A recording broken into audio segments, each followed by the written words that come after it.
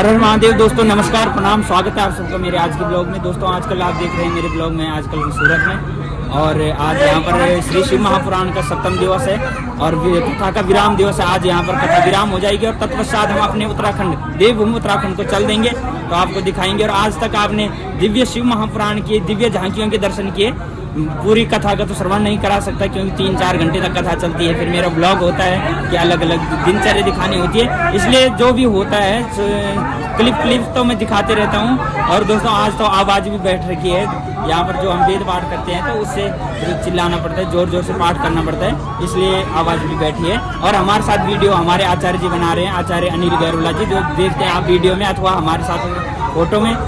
तो आप हमारे साथ बने रहें और संस्कृत से और सनातन से जुड़ी वीडियोस देखने के लिए हमारे YouTube चैनल को सब्सक्राइब जरूर करें। ये मेवाड़ की शान जो है ये पगड़ी है और ये पहनाकर सभी ब्राह्मणों का सम्मान किया जा रहा है। ये एक पगड़ी नहीं बल्कि मेवाड़ का ताज है और ये ताज पहनाकर सभी ब्राह्मण देवताओं का सम्मान किया जा रहा है।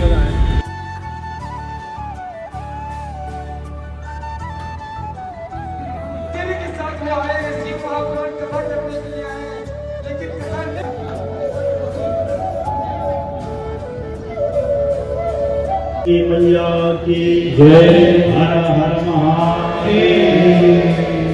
अधिक में कहता हुआ जो कुछ इस वाणी से आपने सुना, बस थोड़ा बहुत भी अगर जीवन में आप लोग धारण कर लेंगे तो हमारा कथा बोलना और ये जीवन धन्य हो जाएगा, ऐसी हम आपसे प्रार्थना करते।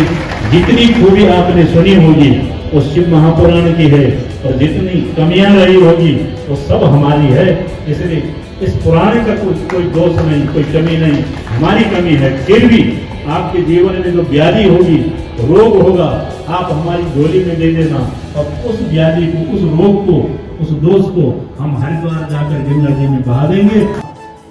सितारों को आंखों में महफूज रखना, बहुत देर तक वहां पर रात ही रात होगी। मुसाफिर है तुम भी, मुसाफिर है हम भी, फिर किसी और मोड़ पर मुलाकात होगी।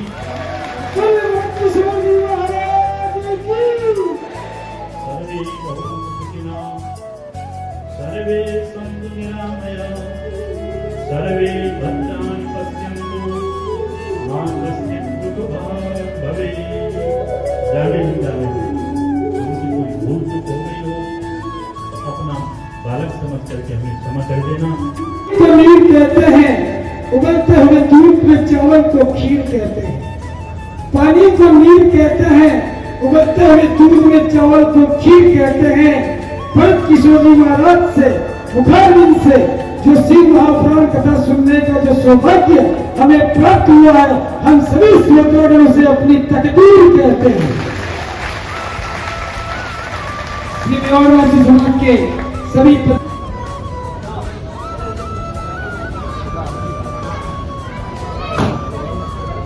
यहाँ पर आज श्री शिव महापुराण की विदाई।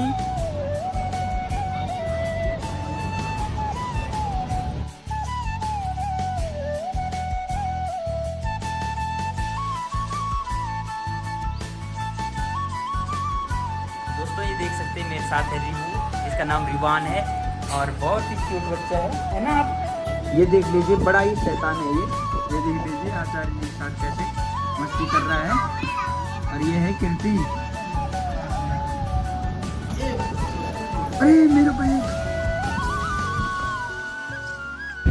ये झूले का आनंद लेते हैं। गुजरात में हर घर में आपको झूला लगा हुआ मिलेगा।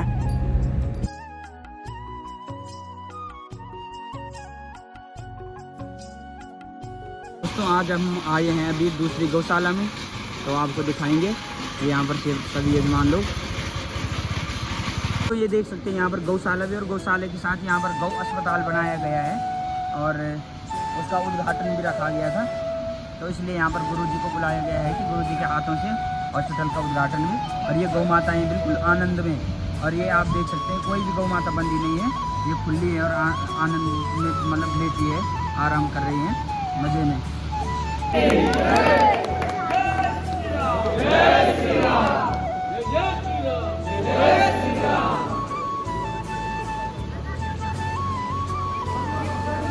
ये नहीं करने देख देख सकते हैं यहाँ पर क्रेन लगी है। गौ माताएं जो अस्वस्थ होती है उनको क्रेन पे उठा के तब जाके यहाँ पर इलाज किया जाता है। गौ माता की छोटी छोटी बच्चियाँ।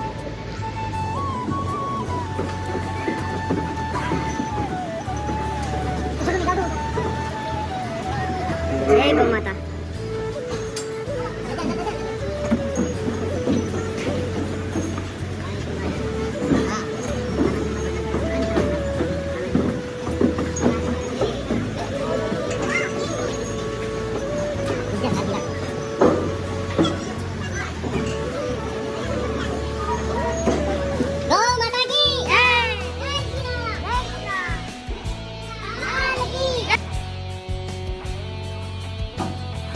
जय गौ माता, जय गोपाल,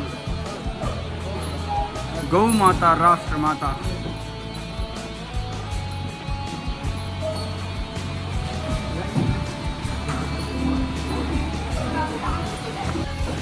ये गौ माताओं की दिव्य दर्शन आप कर सकते हैं। और यहाँ पर एक और ख़ास बात है, यहाँ पर कोई भी गौ माता दुधारू नहीं, दूध देने वाली नहीं है। और यहाँ पर गौ अस्पताल भी बनाया गया है। जो भी अस्वस्थ गौ माता होती है उसका इलाज किया जाता है, उनका पालन किया जाता है। जय गौ माता। ये आप नंदी महाराज देख सकते हैं कैसे दिव्य, और इनके सींग भी डरावनी है बहुत। ये देख लीजिए क्या डरावने बड़े। माता बोल माँ।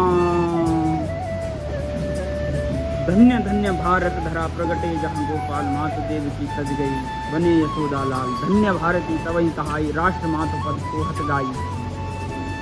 गौ माता राष्ट्र माता।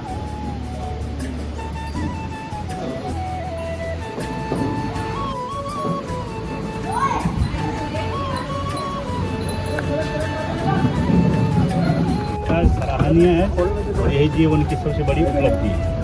अपने सामान्य जीवन हर व्यक्ति जीता है, अपनी बाल बच्ची का परिवार सभी कर रहे हैं, लेकिन उससे ऊपर उठ करके मानव शरीर में अगर हम ऐसी सेवा कर रहे हैं, यही सबसे बड़ी मानवता है। व्यास जी ने अपने सारे पुराणों का निचोड़ 2 शब्दों में कहा, अष्टादश पुराणेषु व्यासस्य वचनद्वयम् परोपकाराय पुण्याय पापाय परपीडनम्। परोपकार दूसरे की भलाई से बढ़कर कोई पुण्य नहीं है, और दूसरे को पीड़ा देने से बढ़कर कोई पाप नहीं है। और यहाँ तो साक्षात देवताओं की जो माँ है, जिसको सभी देवताओं ने पूजा है, ऐसे सर्वदेवमयी गौ माता की पूजा हो रही। ये सब आप लोगों के लिए बहुत धन्यवाद के पात्र हैं। आप बधाई है। और ऐसी सेवा करने से कितना पुण्य मिलता है वो हम बखान नहीं कर सकते। एक बार गौ माता के चरणों की धूल माथे पर लगाने से जन्म जन्म के जितने पाप कर्म होते हैं वो नष्ट हो जाते हैं, और अनंत अनंत गुणा पुण्य की प्राप्ति हमें प्राप्त हो जाती है। इसी गौ माता के सेवा के लिए हमारे पूज्य सदगुरुदेव गौ गंगा कृपाकांक्षी गोपाल मणि जी महाराज के द्वारा कई वर्षों से विगत गौ सेवा हो, गौ रक्षा हो, क्योंकि अभी सरकारों के द्वारा गौ माता की जय जयकार सब करते हैं, व्यक्तिगत रूप में करते हैं, लेकिन सामूहिक रूप में मंचों से गौ माता को संविधान के द्वारा माता का दर्जा नहीं मिला हुआ है। जो हमारे यहाँ पशु का विभाग है उसी में गाय को भी रखा हुआ है। गाय विश्व की माँ है और ऐसी देवी है जिसके गौमूत्र पीकर हम अपने आप को पवित्र समझते हैं। तो दुनिया में ऐसा कोई देवता नहीं, कोई ऋषि नहीं जिसके मलमूत्र की पूजा, और गाय के मलमूत्र की पूजा है। तो उस गौ माता को राष्ट्र माता बनाने के लिए 20 नवंबर गोपाष्टमी के दिन, इसी अगले महीने गोपाष्टमी के दिन दिल्ली के रामलीला मैदान में भारत सरकार को ज्ञापन दिया जाएगा। एक बहुत बड़ा राष्ट्रव्यापी आंदोलन हो रहा है। और आप लोगों को भी यहाँ आज जब हम इस गौशाला में आए, पितृपक्ष चल रहा है, तो आप लोग उस सम्मेलन में समय निकाल करके सम्मिलित हो जाए, नहीं तो अपने आस पड़ोस परिचित सभी लोगों को ये सूचना दे। आप किसी भी माध्यम से जुड़ सकते हैं।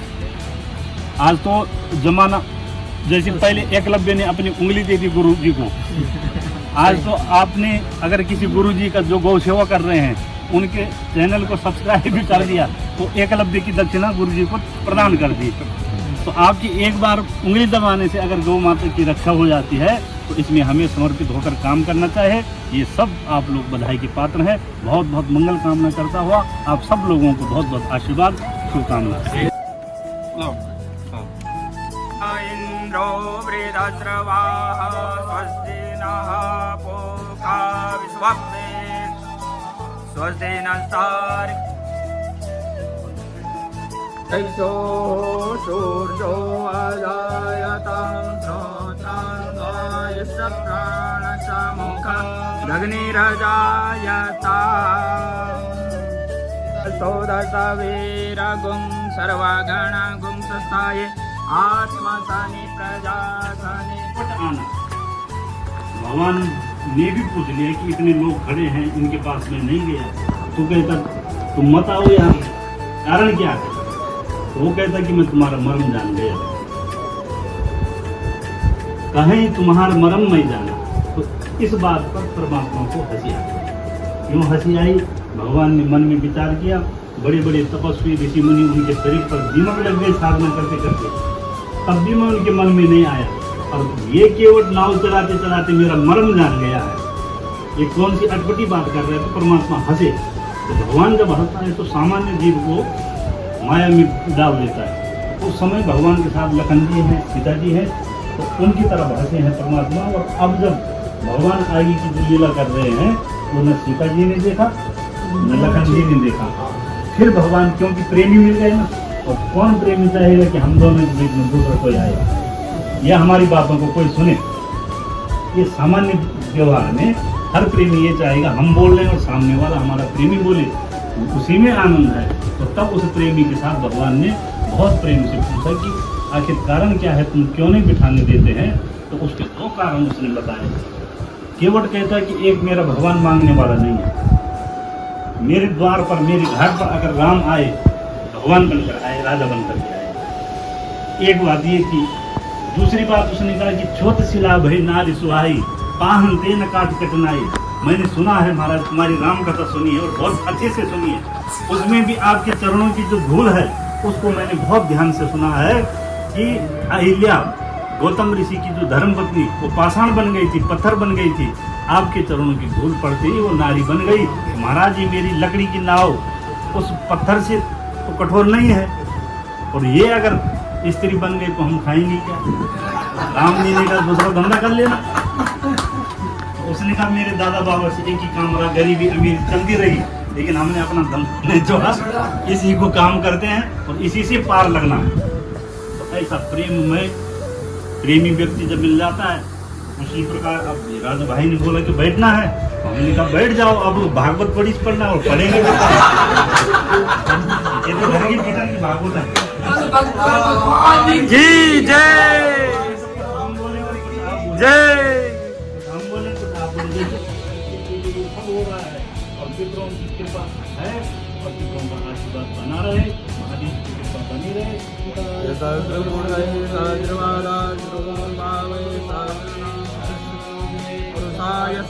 सहस्रकोटि युगधारिणे नमः। नाम प्रथमं पुरुषा द्वितीयमतः सुरुषो वेन्नः। पशु सनि लोक सन्यभय सनि अग्निः प्रजं बहुलं करो त्वन्नं रेभो अस्मासु दत्ता। सहस्रवादाज्रोर्बावे सहस्रनाम्ने सहस्रकोटि युगधारिणे नमः। गुरुर्विष्णु गुरुर्देवो महेश्वरा गुरु साक्षात् परब्रह्म।